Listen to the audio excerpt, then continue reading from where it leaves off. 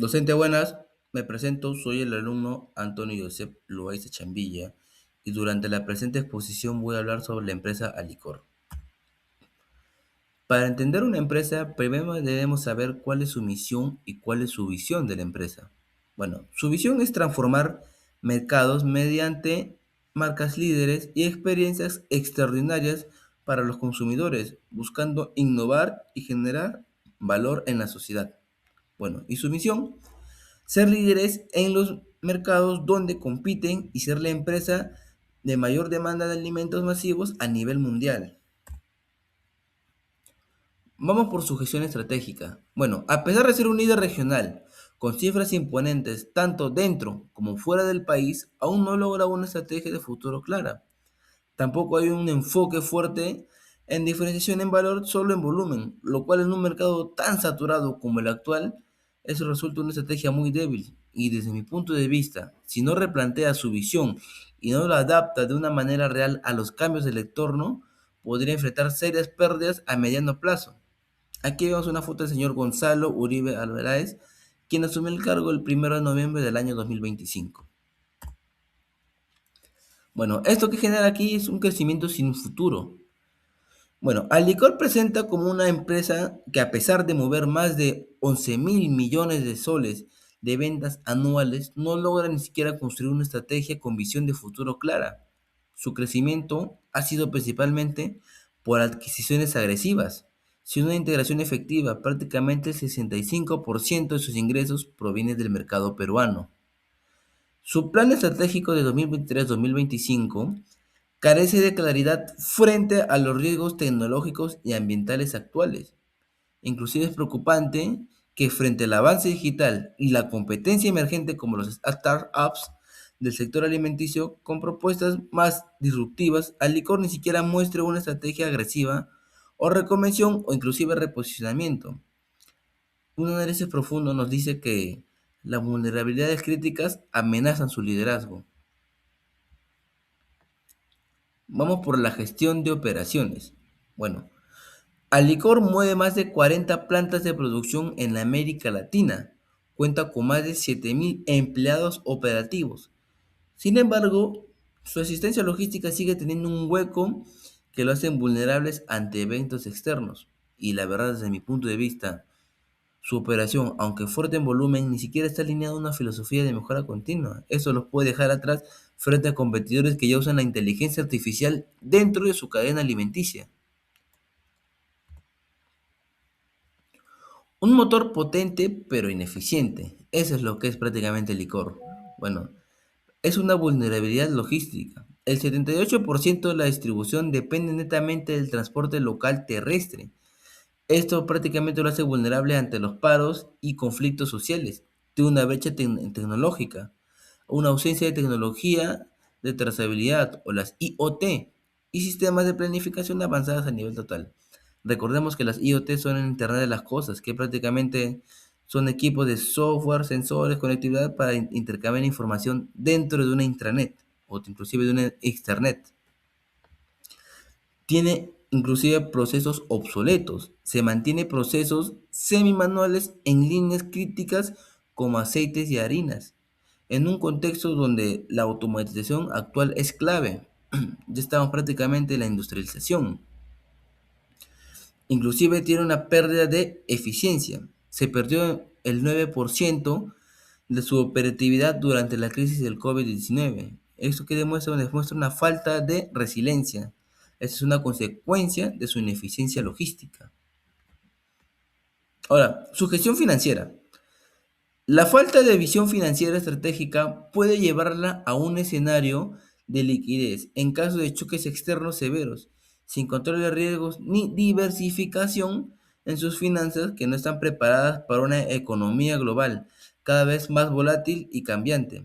Y a mí de verdad eso sí me parece preocupante que una compañía de ese tamaño siga usando métricas convencionales sin siquiera tener unas proyecciones dinámicas. Sus finanzas no están preparadas para una economía global volátil. Ahora vamos a ver por qué. Aquí prácticamente tus ingresos récord sobre los cimientos inestables. La empresa presenta prácticamente una deuda creciente. Sus pasivos totales superan los 5.000 millones de soles y su ratio de endeudamiento ya supera el 1.5, lo cual es peligroso dentro de un entorno con tasas altas. Tiene un riesgo combinatorio. ¿Por qué? Porque no existe una política clara de cobertura, a pesar de que el 40% de sus compras aún son en dólares. Sin herramientas modernas, prácticamente no tiene tableros de control financiero, ni siquiera tiene un análisis predictivo de sus modelos de toma de decisión.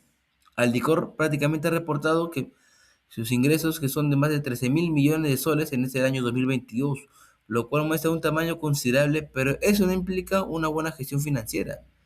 Prácticamente el 65% de sus ingresos viene del mercado local y esta concentración genera un riesgo elevado frente a cualquier crisis económica interna.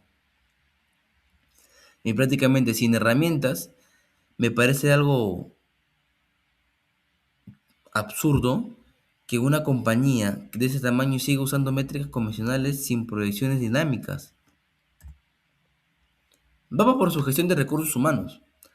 Alecor tiene más de 7.300 empleadores o trabajadores directos en toda la región, pero el 84% de ellos prácticamente está concentrado en áreas tradicionales como plantas, logísticas, y eso que refleja, refleja una muy poco estructura adaptativa en el entorno digital actual.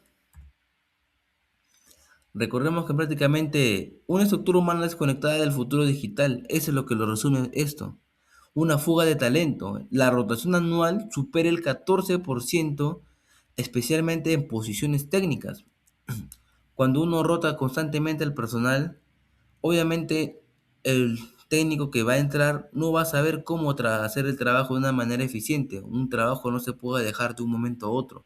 Siempre hay que enseñarle al que nos va a suplir en el cargo. Es también que genera una desinversión en la capacitación y una inversión es de una formación de un empleado ha bajado prácticamente el 12% en respecto al año pasado. Y es algo muy crítico que a pesar de declarar que tiene un compromiso con el desarrollo humano, su inversión en la capacitación por empleado haya bajado. Y esto que aún no siquiera cuentan con programas agresivos de reclutamiento digital ni alianzas con universidades especializadas en ciencia de datos o sostenibilidad. Prácticamente aquí tiene un déficit digital, porque solo el 9% está vinculado a la tecnología, innovación o análisis de datos. Aldecor sigue gestionando su gente como si fuera en el 2005, ya está muy desfasados, 20 años en el pasado.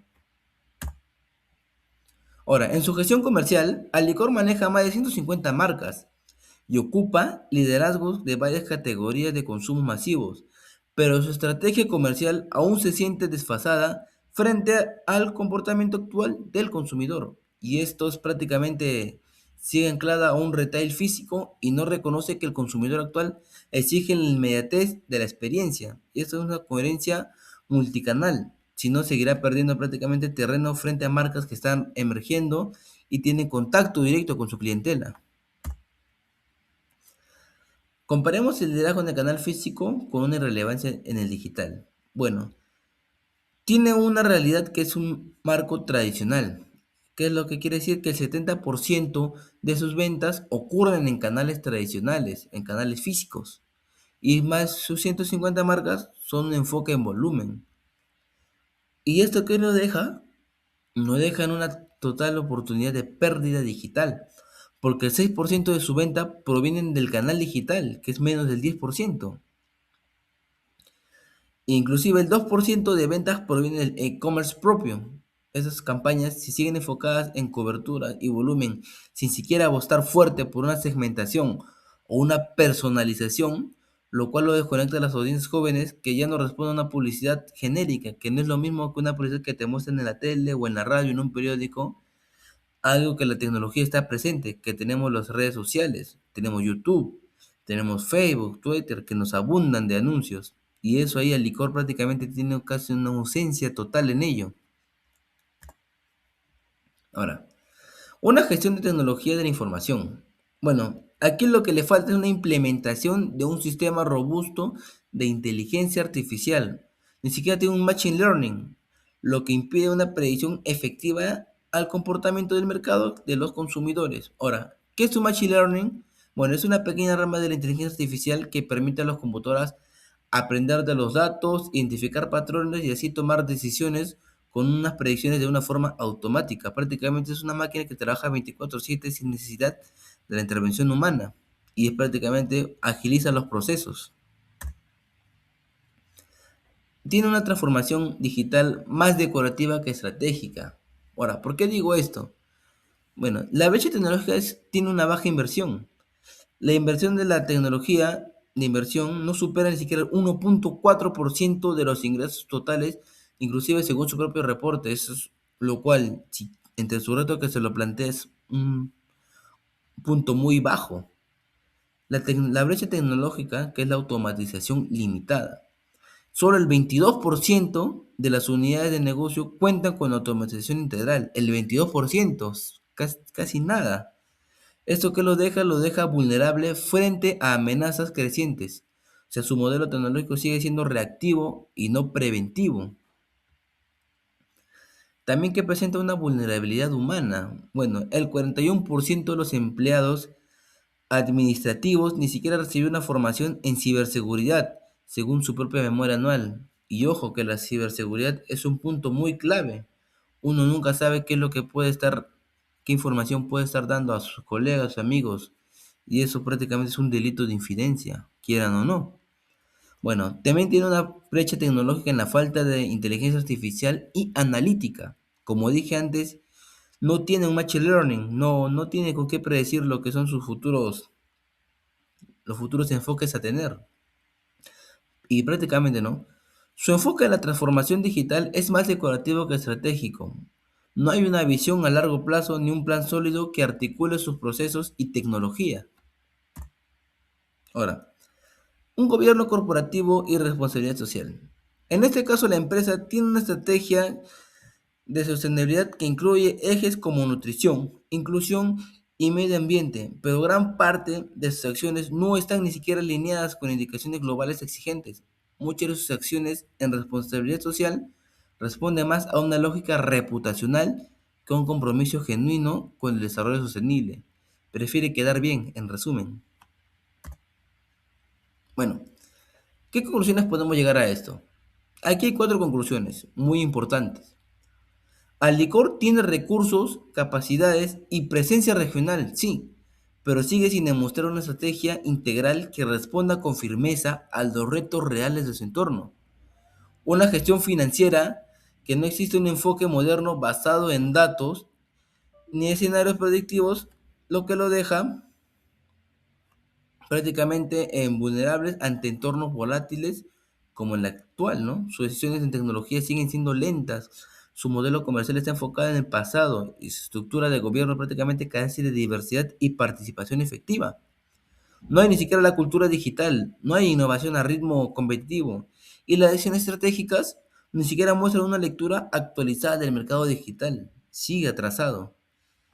El 65% de sus ingresos depende de un solo país, lo que es insostenible frente a cualquier crisis local. Y desde mi punto de vista, si el licor no asume con urgencia una transformación profunda, articulada en todas sus áreas, no solo perderá el liderazgo, que es lo básico, sino también va a perder el riesgo de volverse una empresa irrelevante frente a nuevas empresas emergentes. Ahora, ¿qué soluciones podemos emplear? La verdad, el diagnóstico en sí es severo. Pero el pronóstico no es una sentencia. Alicor todavía posee los recursos y la escala para redefinir su futuro. Prácticamente podría decirse que tiene una salvación. ¿Qué es lo primero que debe hacer? Es un blindaje estratégico y financiero. Necesita una diversificación geográfica urgente. Trazar un plan agresivo para reducir la dependencia de Perú por debajo del 50% en esos 3 años. Eso que hace una diversificación de ingresos en otros mercados de la región. Se va a expandir prácticamente, ¿no? Debe elevar la inversión tecnológica, comprometer un mínimo del 3% de los ingresos anuales a la inversión en tecnología enfocada en la IA, la analítica en tiempo real, inclusive la automatización, que eso le va a ayudar mucho lo que es la independencia frente a la mano de obra del hombre.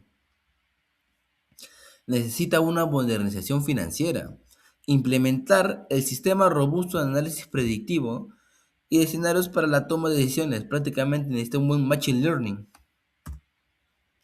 ¿Qué más puede hacer? Tiene que hacer una reconexión con el mercado y una excelencia operativa. ¿Por qué? Bueno, el rediseño de la estrategia comercial tiene que pivotar el enfoque en volumen de presupuestos de valor diferenciados y lanzar y potenciar líneas de productos sostenibles y saludables como prioridad estratégica. Necesita digitalizar la experiencia del cliente. Necesita implementar un CRM moderno e integrar analítica avanzada para personalizar la oferta y fidelizar al cliente digital. Puedo usar inclusive el modelo de Temu, que prácticamente te llena de anuncios y siempre te da ofertas. Sabemos que las ofertas no siempre son reales, pero eso es algo que al cliente le llama. El cliente siempre quiere oferta, quiere más por menos. Inclusive, miren, es una optimización de la cadena de suministros. Hay que implementar tecnologías de trazabilidad y planificación avanzada para participar en quiebres de stock y aumentar la resiliencia. Necesita siempre anteponerse a esto. Bueno, ¿y qué va a pasar con esto? Va a pasar de un gigante vulnerable a un líder adaptativo. Prácticamente la competitividad de hoy no solo el volumen, es la adaptación, es la rapidez, es la ética y es la visión de la empresa. Bueno, Alicor tiene la oportunidad de dejar de actuar con reactividad y transformarse en un modelo preventivo, inteligente y alineado con un futuro que prácticamente ya llegó. La elección no es entre cambiar o no cambiar, sino entre liderar o quedarse atrás. Bueno, docente, esta es mi exposición. Espero haya sido de su agrado y muchas gracias.